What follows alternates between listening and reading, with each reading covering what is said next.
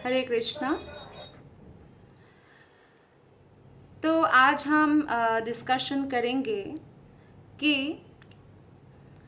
दुख, ये जो दुख है वो क्यों आता है हमारे जीवन में, और सुख और दुख की अगर आप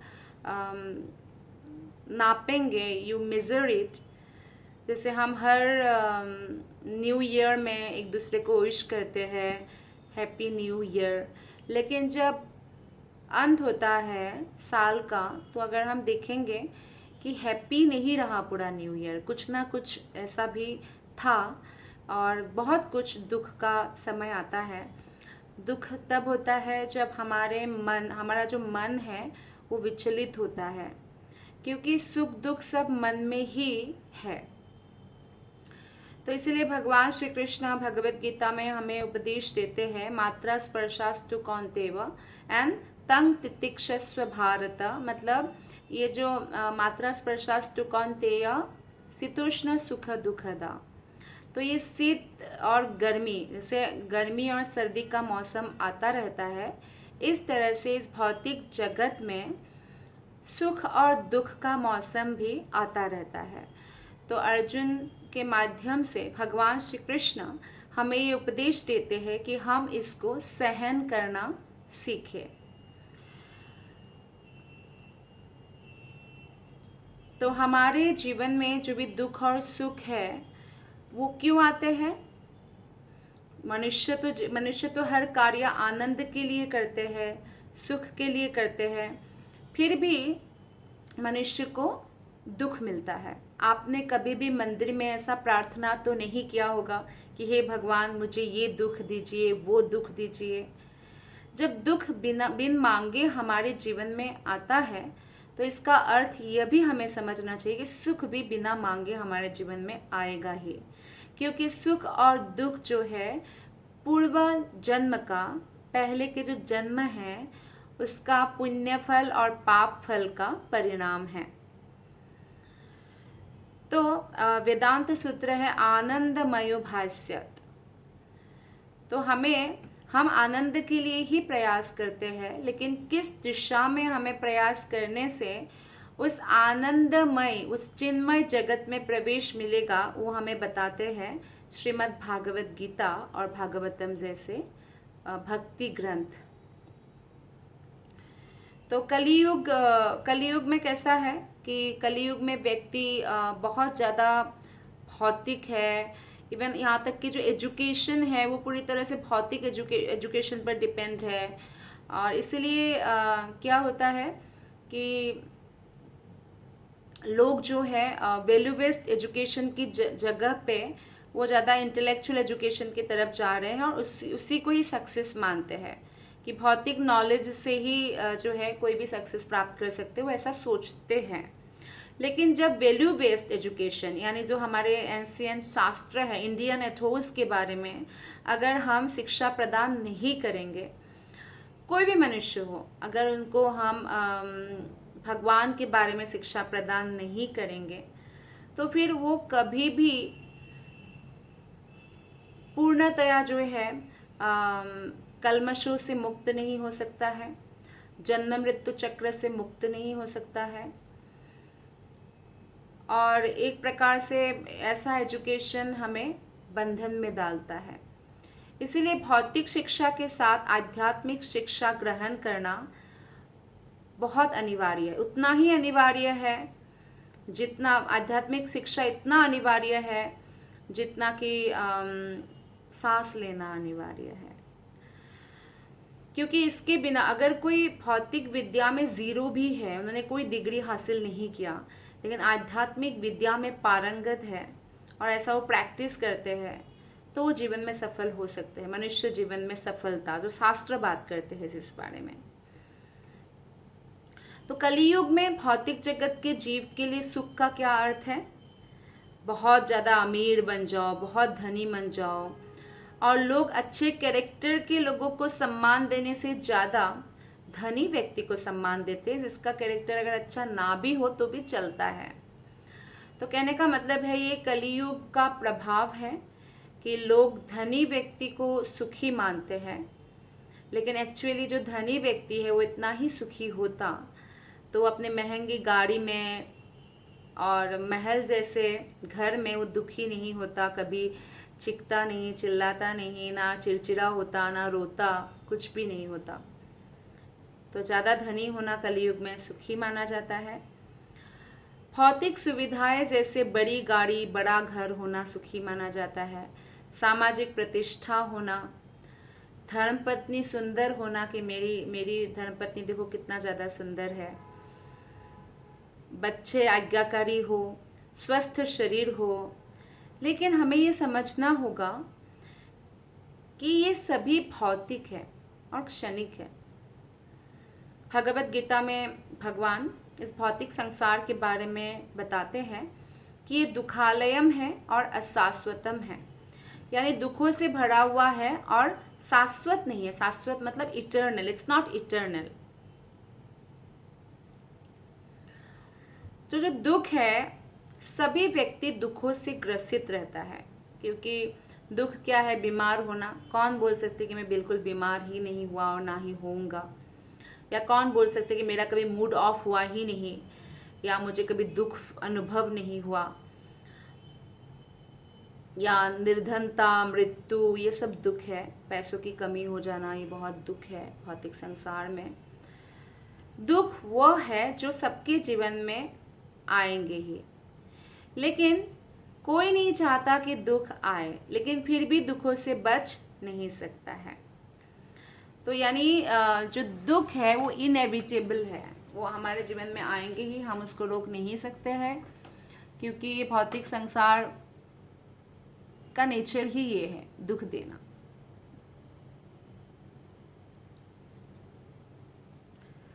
तो हम जब जन्म लेते हैं और जरा, व्याधि और मृत्यु हमें निशुल्क मिलते हैं। जैसे आप कभी शॉपिंग करने जाएं मॉल में और आपको ऐसा ऑफर मिलता है ना कि एक के साथ एक फ्री, यहाँ पे एक के साथ 3 फ्री।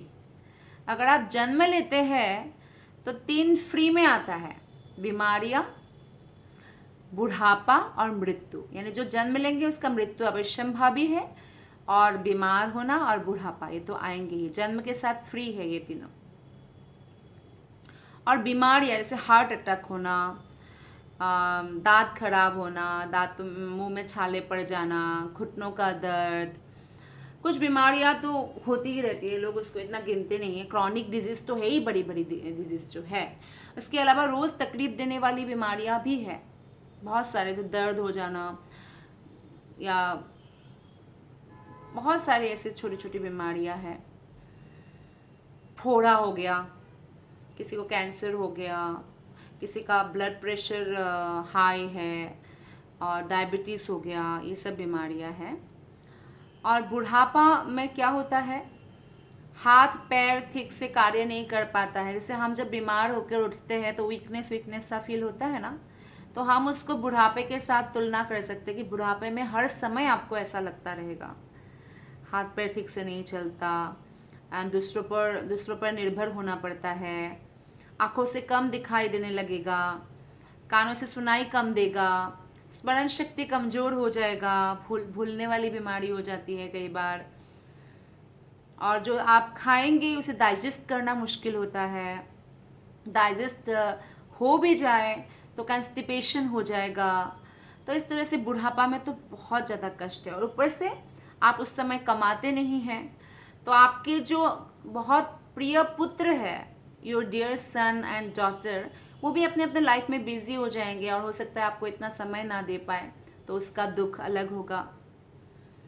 और मृत्यु, हम सब जानते हैं कि भौतिक शरीर की समाप्ति वो बहुत दुखद है, बहुत ही कष्टप्रद स्थिति है। मृत्यु के समय ऐसा दर्द होता है जैसे हजारों वृश्चिक ने काट लिया है। एक बिच्छू भी काट ले तो अभी कितना दर्द है, 1000 बिच्छू काटेंगे तो कितना दर्द होगा, ऐसा अनुभव है मृत्यु। तो इस भौतिक संसार में 3 प्रकार का क्लेश होता है या दुख होता है। आदिदैविक दुख जो होते हैं वो देवताओं के द्वारा दुख प्रदान किया जाता है मनुष्य को, क्योंकि धर्म की हानि के कारण। जैसे आदिदैविक दुख है तूफान आना, सुनामी आना, भूकंप आना, तो ये आदिदेविक दुख है। जब धर्म का ह्रास होने लगता है और मनुष्य धर्म के राह पर नहीं चलते, गिने चुने मनुष्य है लेकिन मैक्सिमम ऐसा होता है, तो आदिदेविक दुख सताने लगते हैं। बाहर की कंट्रीज में आप सुनते ही रहते होंगे, बहुत तूफान आता है। इंडिया में ऐसा तूफान नहीं आता जितना वहाँ खतरनाक तूफान जापान जर्मन साइड में। तो ये देवताओं के द्वारा दिया गया दुख है जो नेचुरल कैलामिटीज के नाम पर आता है। और आदि भौतिक दुख दूसरे व्यक्तियों के द्वारा या दूसरे प्राणियों के द्वारा दिया गया दुख है। जैसे आपको किसी ने मारा या कुछ बहुत खराब ऐसा शब्द बोल दिया जिससे आप दुखी हो गए, मच्छर ने काट लिया, कुत्ते ने काट लिया, बंदर ने परेशान कर दिया, तो ये आदि भौतिक दुख यानी दूसरों से जो दुख होता है, मनुष्य से या प्राणियों से जो पृथ्वी पर है। और आध्यात्मिक क्लेश मतलब अपने ही मन और अपने ही शरीर से जो दुख उत्पन्न होता है, जैसे कि शरीर बीमार हो जाता है, मन भी बीमार हो जाता है, मन में नेगेटिव थॉट्स बहुत ज़्यादा आ जाता है। तो उससे क्या होता है, नेगेटिव थॉट्स के कारण, जैसे हमें रोज हेल्दी फूड चाहिए ना बॉडी को तरोताज़ा रखने के लिए। जंक फूड जो है हमारे पेट में दर्द हो सकता है, बहुत कुछ हो सकता है जंक फूड से, वो हेल्दी नहीं होता है।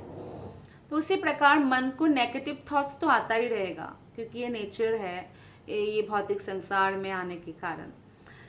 लेकिन हमें रोज उसको कृष्ण भावना से शुद्ध करते रहना पड़ेगा। रोज रोज हमें एक्चुअली भगवत कथा सुनना चाहिए। इसलिए भागवतम में कहा गया है, नष्ट प्रायेषु अभद्रेषु नित्यम भागवत सेवया भगवतीरुत्तम श्लोके भक्तिर्भवति नष्टिके। तो इसका अर्थ है कि नष्ट प्रायेषु अभद्रेषु, नष्ट हो जाएगा, समस्त दुख क्लेश नष्ट हो जाएगा जो नित्यम भागवत सेवया, जो भगवत कथा नित्य सुनते हैं। अगर आपको नित्य नहीं भी हो रहा है तो भी आप सुन सकते हैं ना यूट्यूब में।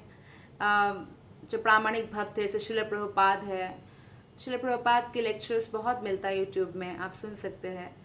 तो इससे क्या होगा, हमारा मन में पॉजिटिविटी बना रहेगा। और इसे रोज ही हमें खिलाना होगा नेगेटिव थॉट्स से लड़ने के लिए। ऐसा नहीं कि एक दिन हफ्ते में, बस रोज। और जैसे मैंने आदि भौतिक क्लेश आपको बताया ही है, टेररिस्ट अटैक हो गया, कुत्ते का काटना, मच्छर का काटना, किसी मनुष्य ने कुछ दुख दे दिया, ऐसा। और खासकर आध्यात्मिक क्लेश हमारे मस्तिष्क में उत्पन्न होते हैं डर से। जैसे कोरोना था तो सबको ये डर था, मुझे कोरोना ना हो जाए, मुझे कोरोना ना हो जाए, बहुत डर। तो ये जो डर है ये भी बहुत बड़ा दुख प्रदान करते हैं, अपने से, अपने ही उससे जो दुख हुआ वो। और अन्य दुख तो है ही, काम क्रोध लोभ मोह मद मत्सर्य, ये सब भी दुख है। जैसे काम मतलब भौतिक इच्छा, आप एक इच्छा को समाप्त करेंगे कि हाँ ये इच्छा मैंने मेरा पूर्ति कर दिया, विश लिस्ट, तो और 10 इच्छाएं आपके मन में आएंगे। यानी इच्छाओं को कभी भी आप रोक नहीं सकते मन में आने से। भौतिक इच्छाएं तभी समाप्त होती है जब हम भगवान श्री कृष्ण की शरणागत होते हैं, हरे कृष्ण महामंत्र की कम से कम 16 माला जप करने लगते हैं और ये डेली करते हैं। तब जाकर हम देखेंगे कि हमारे मन के अंदर कितना दिव्य परिवर्तन आया है। क्रोध, इच्छा पूर्ति ना होने पर दूसरे मेरी बात नहीं सुन रहे हैं, तो कठोर भावना की जो उत्पत्ति होती है वो क्रोध है, उससे भी कष्ट मिलता है।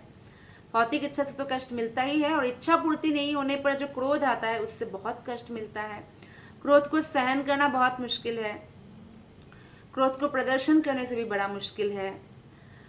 लोभ, किसी वस्तु को बहुत ज़्यादा चाहना चाहिए, वो लोभ माना जाता है। लोभी होना भी बहुत बड़ा दुख है एक्चुअली। वो व्यक्ति कभी भी स्टेबल नहीं रह सकता, वो दुखी रहेगा, माइंड उसका हमेशा दुखी रहेगा। मोह यानी ऐसे चीज़ों के प्रति इतना आकर्षण जो ज्ञान के विपरीत हो, जैसे कि मैटर मतलब भौतिक वस्तु, तो उसके प्रति इतना ज़्यादा आकर्षण होगा कि उस अटैचमेंट की वजह से उनको कष्ट होगा, है ना। जितना हम अटैच्ड होते थे चीज़ों से, उतना हमें बाद में कष्ट मिलता है जब वो चीज़ चला जाता है। मद का अर्थ होता है अहंकार का नशा, मिथ्या अहंकार। मैं बड़े घर का हूँ, मैं बहुत सुंदर हूँ, और मेरा बड़ा डिग्री है, मेरे पास ये है वो है, ये जो अहंकार है ना, ये इससे ही व्यक्ति कष्ट पाते हैं। और अहंकार एक ऐसा है, जैसे गंदा स्मेल आए ना, तो ऐसा ऐसा है अहंकार, सबको इसका स्मेल मिल जाता है, तो ये पागलपन की तरह है। मात्सर्य होता है दूसरों का उन्नति देख ना पाना, ईर्ष्या होना, ये सब बीमारियां है। ईर्ष्या से व्यक्ति जलता रहता है, बाहर भले ही मुस्कुरा दे, कॉन्ग्रेचुलेशंस बोल दे, लेकिन हृदय में शांति नहीं मिलती है। अरे मेरे पास ये नहीं है, उसके पास कैसे है, he is less qualified than me, और मेरे पास होना चाहिए उसके पास नहीं, तो इस तरह से जलता रहता है। तो ये भी हमें दुख देते रहते हैं। काम, क्रोध, लोभ, मोह, मद, मात्सर्य, ये भी हमारे दुख का कारण होता है। इसके अलावा और क्या दुख है? काल, कर्म और माया, मतलब समय समय पर भी बहुत सारी चीजें घटित होती है। कर्म का फल तो मिलता ही है, और माया देवी यानी दुर्गा देवी जो है, वो इस भौतिक संसार, जैसे कोई जेल में जेलर होता है ना, ये भौतिक संसार पाताल लोक से लेके ब्रह्मलोक तक महामाया दुर्गा देवी के अधीन है। और उनका क्या सेवा है भगवान श्री कृष्ण के प्रति, कि जो जीवात्मा कृष्ण भक्ति नहीं करते हैं उनको दुख देना, पिटाई करना, है ना। तो ये माया का लात खाना पड़ता है फिर। तो फिर दोबारा जन्म होता है, दोबारा मृत्यु होता है, जन्म मृत्यु जरा व्याधि, इसी चक्र में घूम घूम के ये सारे दुख व्यक्ति पाता रहता है।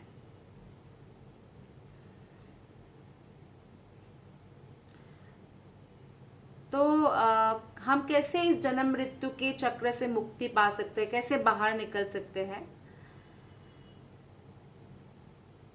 अभी तक जो भी हमने जैसे सुख दुख के बारे में लोग अध्ययन करते हैं, लेकिन ये जानने की कोशिश करना चाहिए कि हमें भौतिक सुख और दुख क्यों भोगने पड़ते हैं। क्योंकि जीवात्मा जन्म के बाद अपने को एक शरीर मानने लगती है। जितना हम खुद को शरीर मानेंगे, आत्मा नहीं मानेंगे, उतना ही अधिक दुख हमें सताएंगे। इसी कारण उसे ये सब दुख भोगने पड़ते हैं। कुछ लोग सोचते हैं मैं ये शरीर हूँ, कुछ लोग सोचते हैं मैं ये मन हूँ, लेकिन ना हम मन है ना हम शरीर है, हम सब आत्मा है, कृष्ण का अंश है।